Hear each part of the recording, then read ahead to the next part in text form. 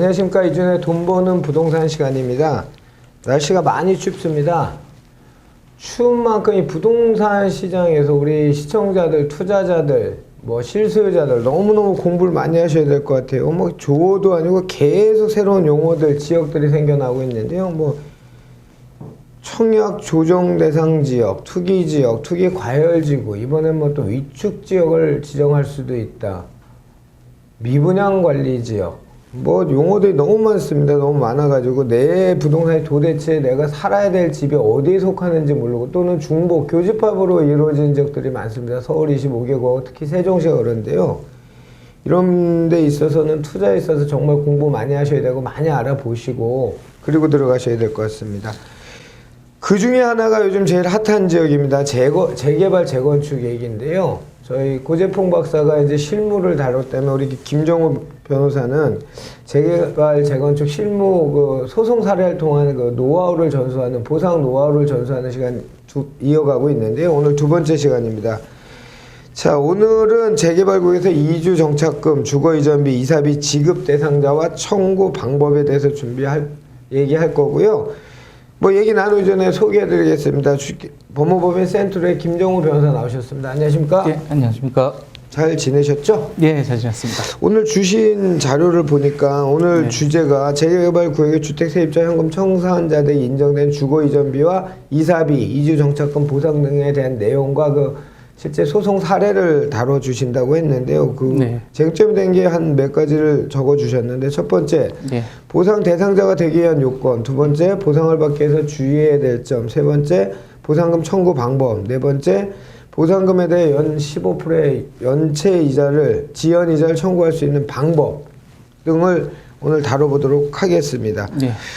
자, 그러면 보상 대상자가 일단 어떤 사람들이 되는 거죠? 예, 일단은 보상 대상자와 그 내용에 대해서 공익사업법 제78조, 그 다음에 공익사업법 시행규칙 53조에서 55조에 규정이 되어 있습니다.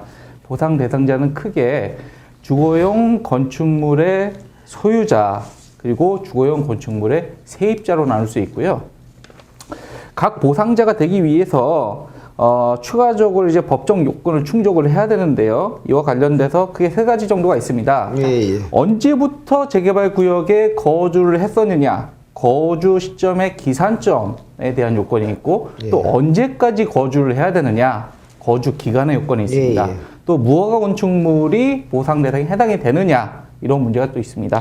좋습니다. 보상 대상자가 되기 위해서는 크게 세 가지가 쟁점이 될 것 같은데, 첫 번째 거주 시점의 기산점, 두 번째 언제까지 거기 살고 있어야 보상이 될 수 있느냐, 세 번째 제일 문제가 되고 이슈가 많이 된 내용이죠. 무허가 건물도 포함되는지 이런 것들을 다룰 내용인데요. 먼저 첫 번째입니다. 주거 이전비를 받기 위해서는 기산점, 거주 시점의 기산점을 좀 알려주십시오. 예, 거주 시점, 기산점은 주거용 건축물의 소유자와 세입자가 나뉘어집니다. 주거용 건축물의 소유자의 경우에는 이주 정착금과 주거 이전비를 지급을 청구하기 위해서 재개발 구역의 정비 계획에 대한 공람 공고 당시 주거용 건축물에 거주를 하고 있어야 합니다. 세입자의 경우에는 좀 다른데요. 그 재개발 구역의 정비 계획에 대한 공람 공고 당시에 3개월 동안 이미 살고 있어야 합니다. 그 전부터요? 예, 그 전부터 살고 있어야 합니다. 세입자가 바뀌면 어떻게 돼요? 그 전에 살던 사람이 바뀌어갖고 나중에 들어오면 어떻게 돼요? 그렇다더라도 바뀐 사람이 정비계획 공람 공고 3개월 전부터 살고 있어야죠. 무조건. 예, 바뀌면 안 됩니다. 이거는 공익사업법에 정해져 있나 보죠? 예, 공익사업법에 규정이 되어 있습니다. 예. 좋습니다. 소유자 같은 경우는 재개발 구역의 정비계획에 관한 공람 공고일부터 쭉 보상까지 하는 시점까지 살고 있어야 되고요. 세입자 같은 경우에는 공람 공고의 3개월 전부터 해당 건축물에 임차를 하고 있어야 된다는 얘기죠. 예, 그렇습니다. 좋습니다. 두 번째입니다. 언제까지 살아야 됩니까? 예. 그것도 이제 몇 가지가 나뉘어지는데요. 일단은 주거용 건축물의 소유자가 이주 정착금을 받기 위해서는 원칙적으로 정비계획 공람 공고일부터 계약 체결일 또는 수용 재결일까지 계속해서 거주해야 합니다. 그래서 계약 체결이 무슨 계약 체결이에요? 그러니까 협의에 의해서 계약 체결할 수도 있습니다. 그러니까 보상을 하는 데 있어서 일단은 협의를 하게 되어 있고요. 예, 예. 공인사업법상 협의가 되지 않은 경우에는 그 강제 수용 절차로 진행을 합니다. 예, 예. 그래서 협의해서 계약 체결을 할 경우에를 의미하고요. 만약에 협의가 되지 않을 경우에 그럴 때는 강제 수용. 강제 수용 재결일까지 그때까지 거주를 해야 되고요. 그래야만 이주 정착금이 인정될 수 있습니다. 그리고 세입자 같은 경우는 세입자의 경우에는 이 거주와 관련돼 가지고 사실 그 소유자와 좀 다릅니다. 예, 예. 대법원이 이렇게 판시했는데요. 대법원이 그 소유자의 경우에는 재결일 때까지 계속 거주해야 된다. 예, 예. 다만 세입자의 경우에는 이런 판례가 있습니다. 이제 관리처분 인가 이후에 예. 그 세입자에 대해서 주거이전비 보상 계획 공고 또는 그 보상 통지, 한정 통지까지 반드시 거주할 필요는 없다. 그리고 세입자의 경우에는 사업 시행 인가가 나면은 주거이전비, 그다음에 그 이사비 이런 것들을 청구할 수 있다. 그래서 사업 시행 인가 고시일부터 그 청구할 수 있다라고 판시하겠습니다. 그 사회적 약자라고 얘기할 수 있는 그 세입자에 대한 권리에 관한 거는 뭐 편면적 강행 규정인 주택 임대차 보호법도 있고 이런 네. 것처럼 세입자를 조금 더 보호하는 규정이 강한 것 같아요. 예, 그렇습니다. 예, 공인사업법 규정도 마찬가지로 이런 세입자에 대한 주거이전비, 이사비 부분은 좀 강행 규정으로 좀 보고 있습니다.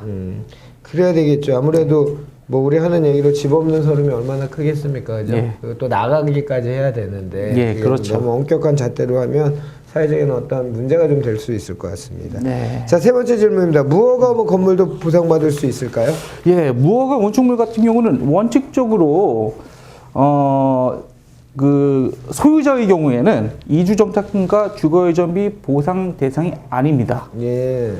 다만 예외적으로 사실 옛날에는 예, 예. 판잣집이라든가 이런 것들 무허가 건축물이 굉장히 많았잖아요. 많았죠. 예, 근데 이런 보상을 다 하지 않은 경우에는 좀 문제가 있어서 예, 예. 경과 규정이 있습니다. 공인사업법 그 시행 규칙에 1989년 1월 24일을 기준으로 해서 그 이전에 건축한 무허가 건축물의 경우에는 이주 정착금과 주거이전비 뭐 이 부분에 대해서 그 보상을 받을 수 있고요. 뭐 항공 촬영한 뭐 이런 거로. 그렇죠. 항공 촬영 이런 것들로 이제 증명을 해야 되겠죠. 근데 이 날짜가 왜 나온 날짜죠? 89년이요? 그때 89. 그냥 기산. 예, 그때로 기산을 해가지고 예, 이제 법에 규정이 되어 있습니다. 좋습니다. 이건. 세입자는요? 세입자의 경우에는 좀 다릅니다. 무허가 건축물도 원칙적으로 이제 보상 대상인데 예, 예. 다만 정비계약 공란공고, 정비계획의 공란공고 당시 원래 적법한 건축물의 경우에 3개월 예, 이상 3개월. 살고 있으면 되는데 무허가 건축물의 경우는 1년 이상 살아야 됩니다. 예, 그러니까 요건이 좀 더 엄격해지겠죠. 이것도 좀 문제가 있어요. 89년도라면은 제 두 번째 그 임대차 보호법 개정 전인데 네. 이때 뭐 전입신고나 확정일자 이런 개념이 많이 없을 텐데 이거 입증하기가 쉽지 않겠어요? 예, 사실 쉽지는 않습니다. 그렇죠. 그래서 사실은 전입신고라든가 이런 게 없을 경우에는 조합에서 예. 원칙적으로 주거이전비 보상 대상자로 분류하지 않습니다. 그러니까요. 예. 뭐 다만 뒤에서 좀 말씀을 드릴 텐데요. 다른 사정, 예를 들어서 뭐 임대차 계약서가 있다던가 공과금을 납부했다던가 이런 여러 가지 사정을 종합적으로 항변은 할 수 때 있겠네요. 그렇죠. 항변은요. 예, 그렇습니다. 예. 그래 뭐 공과금 납부 이런 거는 갖고 뭐 하여튼 증빙 자료가 있으면 어쨌든 뭐 싸워볼 수는 있을 것 같은데. 예, 그렇습니다. 좋습니다. 그러면 이런 요건을 갖췄을 때 그 보상의 내용은 어떤 것들이 있죠? 예, 보상의 내용은 그 공인사업법 시행규칙 제 53조부터 55조까지 자세하게 규정이 되어 있습니다. 일단 이주 정착금의 경우에는 주거용 건축물의 소유자에게만 인정이 되는 보상인데요. 해당 건축물의 감정가에 따라서 최소 600만 원에서 최대 1,200만 원까지 보상이 가능하게 되어 있습니다. 그래서 그 해당 건축물의 감정가의 30%인데요. 30%가 600만 원 미만일 경우는 600만 원을 보상을 하고요. 예. 만약에 그 1,200만 원을 넘을 경우에는 1,200만 원까지 보상하게 되어 있습니다. 예, 예. 그리고 두 번째로 주거이전비 보상입니다. 주거이전비 보상의 경우에는 주거용 건축물의 소유자에게는 2개월치의 주거이전비를 보상을 하고요. 그 다음에 세입자의 경우에는 4개월치를 보상을 합니다. 아무래도 세입자에 대한 보상을 좀 더 두텁게 해야 될 필요가 있기 때문에 예, 예. 4개월치를 보상을 하게 될 거고요. 뭐 계산을 하자면 2016년도 3, 4분기 당시에 이제 통계청 자료에 의해서 도시 근로자 가구의 그 가구 원수별 예, 예. 월 평균 가계 지출 비용을 기준으로 계산하는데 그 4인 가구를 기준으로 했을 때 당시 월 평균 그 지출 비용이 430만 원입니다. 그래서 소유자에게는 860만 원, 그리고 세입자에게는 1,720만 원 정도의 주거이전비 보상이 가능합니다. 그리고 마지막으로 이사비 보상이 있습니다. 이사비 보상은 그 주거용 건축물의 면적에 따라서 달라지는데 최소 60만 원에서 최대 210만 원까지 보상이 가능합니다. 좋습니다. 보상 내용은 공익사업법 시행규칙 53조, 54조, 55조에 이제 규정이 돼 있고요. 첫 번째 이주정착금 보상이 있는데 이 보상은 그 주인만, 주거용 건축물 소유자만 가능하고 세입자는 불가하고 최소 600만에서 최대 1,200만 원까지 감정평가의 30% 맞습니까? 예, 감정평가의 30%까지인데 600만 사이트는 1,200만 원. 두 번째 주거이전비 보상은 세입자와 소유자 모두 가능하고 소유자 같은 경우에는 월 평균 그 가계지출비의 2달치, 그 세입자는 4달치. 2016년 3, 4분기 기준으로 했을 때 4인 기준 430만 원 산정이 돼서 2개월치면 뭐 860만 원, 4개월치 같은 1,700만 원 정도 보상이 가능합니다. 세 번째 이사비 같은 경우 소유자, 세입자 다 가능하고요. 한 60만에서 210만 원까지 이렇게 가능하다고 합니다. 네, 그렇습니다. 자, 좋습니다. 언제를 기준으로 언제 기산점이 또 있어야 될 것 같은데 보상금액이 나갈 때 기산점인가요? 뭐 반드시 그렇지는 않습니다. 예, 예. 지금 명시적인 규정이 없는데 사실 최근 서울행정법원의 경우 소유자에 대한 소유자의 경우에 대한 이제 주거이전비 산정 기준점은 수용 재결일로 판시한 게 있고요. 그다음에 세입자의 경우에는 사업 시행 인가 고시일에 그 보상의 내용이 이제 확정이 된다. 그래서 사업 시행 인가 고시를 기준으로 보상금이 정해진다라고 판시합니다. 이런 것들이 전부 다툼이 생기니까 이제 그 행정소송이나 또는 그 민사소송이나 이런 걸 통하다 보니까 판례나 어떤 이런 거로 결정이 되는 사례들이 많네요. 예, 그렇습니다. 이유니까. 사실 공익사업법이 그동안 많은 개정도 있고 이런 보상 내용을 다 담고 있지만 빈 구석들이 있습니다. 항상 그렇겠죠. 해석을 하다 보면은 예를 들어서 보상금 산정 기준 시점도 규정이 없다 보니까 이렇게 법원의 판례에 의해서 이렇게 나오고 있습니다. 그러니까 우리 민법 자체가 법 자체가 일본 때 외정시대 때 만들었던 법이잖아요. 예, 그렇습니다. 외정이 맞나요? 하여튼 예. 그때 만들었던 법이다 보니까 현실하고 괴리도 많고 예. 여러 가지 문제점에 자꾸 개정해 나가는 그런 지금 추세죠. 예, 그렇습니다. 예. 좋습니다. 주거이전비는 누구한테 청구해야 됩니까? 예, 주거이전비 원칙적으로 이제 지금 재개발 구역의 사업 시행자, 이 조합을 상대로 청구를 할 수 있습니다. 그 청구 방법으로는 크게 이제 3가지 정도 소개하려고 하는데요. 예, 예. 먼저 요게 이제 중요한 부분입니다. 어떤 방법으로 청구할 거냐? 첫 번째로는 공익사업법 제30조에 재결 신청 청구 제도라는 게 있습니다. 재결 신청 청구. 예. 조합을 상대로 주거이전비에 대해서 빨리 재결을 신청을 해라라고 청구를 하는 것입니다. 그러면은 조합이 그 재결 신청을 해야 되는 것이고요. 그 이런 청구를 받았음에도 불구하고 60일 이내에 재결 신청을 하지 않는다. 이 경우에는 공익사업법 제30조에 따라서 그 지연가산금을 물게 되어 있습니다. 아. 지연가산금이 조합에서요? 예, 그렇죠. 지연가산금을 물게 되어 있고 그건 재결 금액의 연 15%, 현재 소촉법상 연 15% 지연가산금을 함께 가산하도록 되어 있습니다. 그렇기 때문에 근데 이제 문제는 뭐냐면 여태까지 과연 이주정착금 주거이전비 이사비가 재결 신청 청구의 대상이냐라는 게 여태까지 논란이 많았는데 예, 예. 최근에 서울행정법원이 이 주거이전비도 그 재결 신청 청구의 대상이 된다라고 판시한 게 있습니다. 주거이전비도. 예, 이주정착금, 주거이전비 이사비가 모두 재결 신청 청구가 가능하다라고 판시한 게 있기 때문에 보상 대상자에 해당할 경우에 바로 재결 신청 청구를 하게 될 경우에 만약 지연을 하면 연 15% 지연가산금이 인정될 수 있습니다. 좋습니다. 이제까지는 주로 재개발이었는데 재건축에선 주거이전비가 뭐 우리가 주거이전비 보상이 불가하다고 이렇게 얘기를 하는데 어떻습니까? 예. 재개발에서는 주거이전비 등이 인정이 됩니다. 하지만 재건축에서는 인정되지 않습니다. 왜요? 사실 이건 대법원에서 최근에 판시를 했는데요. 예. 대법원에서 지금 이렇게 판시했습니다. 공익사업법. 예. 공익사업법이 재건축에 적용 또는 유추 적용이 되느냐에 대해서 이제 판시했는데 적용도 안 되고 유추 적용도 안 된다. 재건축이라는 것은 재개발과 그 사업 방식이 다르고 특히 재개발의 경우에는 이제 정비 기반 시설이 열악한 곳. 예. 재건축의 경우에는 정비 기반 시설이 양호한 곳 이러다 보니까 공익성, 공공성에 있어서 낮다라고 보고 있고. 그런데 이거는 만약에 세입자가 재건축이 아니라 어디 들어와 있어도 예. 예를 들어 전입신고나 이런 거 대항력이나 이런 걸 갖췄으면 그 주택임대차 보호법에서 보호를 하지만 이런 네. 거 보상 절차 같은 경우에 그냥 내쫓겨야 되는 상황이잖아요. 예, 그렇습니다. 이거는 굉장히 안타깝습니다. 사실. 잘못된 거 아닌가요? 그러게요. 그런데 이제 사실은 그 부분에 있어서 대법원에서까지 결국에 올라갔는데 도시정비법상 재건축의 경우에 세입자 보상에서 이런 부분들이 일단 공익사업을 중요하는 게 명시적인 규정이 없고요.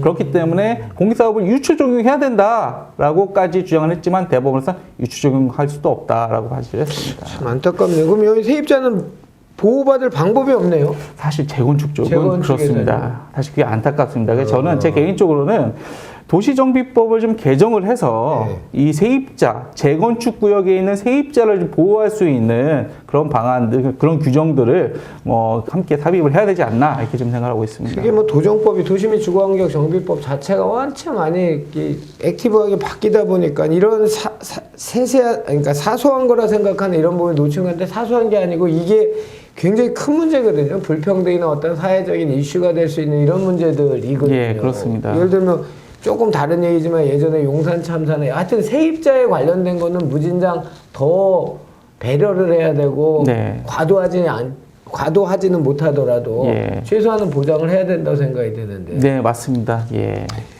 좋습니다. 오늘 김변희 그럼 마지막으로 보상 요건과 보상 내용 다시 한번 짧게 좀 정리 부탁드립니다. 예, 일단은 주거용 건축물의 소유자였다가 분양청을 하지 않아서 현금 청산자가 될 경우에는 이주정착금, 주거유전비, 이사비가 인정이 될 수 있고요. 다만 그 소유자의 경우에는 정비계 공단 공고일로부터 그 보상할 때까지 소유하고 거주를 계속 하고 있어야 됩니다. 세입자의 경우에는 주거이전비와 이사비가 인정이 될 수 있고 보상 대상자가 되기 위해서는 원칙적으로 정비계획 공단 공고일 당시 3개월 이상 거주하고 있어야 되고 무허가 건축물의 경우에는 1년 이상 거주하고 있어야 됩니다. 보상금 청구 방법으로는 공익사업법상 재결 신청 청구라는 제도가 있어서 이 제도를 활용할 경우에 조합을 상대로 해서 연 15% 지연이자까지 지연가상금까지 함께 청구할 수 있는 방법이 있습니다. 자, 시청자 여러분, 법은 어렵지요. 그러니까 저희가 이런 일 있을 때 변호사들 찾고 하는 겁니다. 근데 하여튼 재개발 재건축이 보상에 관련돼서는 우리 김정호 변호사, 김변희 속해 있는 법무법인 센트로가 아주 특화된 그 법무법인이니까 굉장히 많은 사례들을 가지고 시청자 여러분들을 처음엔 좀 지루하죠. 뭐든지 공부할 때 어렵지 않습니까? 저도 부동산 전문가 돼도 입에 용어가 아직 다 안 익었는데요. 뭐 천천히 같이 오래 하시면 좋을 것 같고요. 건강 유의하시고 오늘은 재개발 구역에서 이주정착금, 주거이전비, 이사비 지급 대상자와 청구 방법, 시기 등에 대해서 알아봤습니다. 오늘 좋은 말씀 주신 분은 주식회사 법무법인 센트로의 김정호 변호사였습니다. 감사했습니다. 예.